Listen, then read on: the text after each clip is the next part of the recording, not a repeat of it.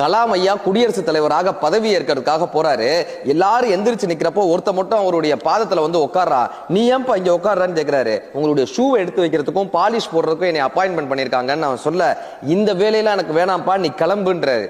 எனக்கு 4 பிள்ளைங்க குடும்பம் இருக்கு, என்னை வேலையை விட்டு அனுப்புறீங்களே நான் அழுகுறாங்க. உன்னை வேலையை விட்டு அனுப்பலப்பா, நீ தோட்டத்துக்கு போய் தண்ணி ஊத்துன்னு அனுப்பி விடுறாரு. இப்ப பதவி காலம் முடியுது. குடியரசுத் தலைவர் மாளிகையிலிருந்து கலாம் அவர்கள் வெளியே வர்றாங்க.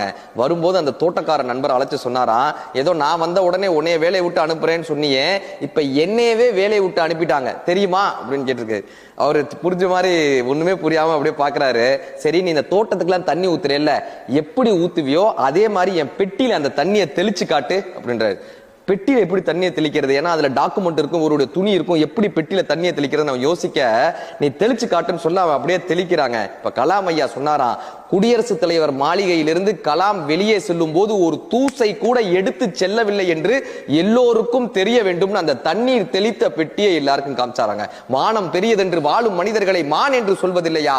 தன்னை தானும் அறிந்து கொண்டு ஊருக்கும் சொல்பவர்கள் தலைவர்கள் ஆவதில்லையா?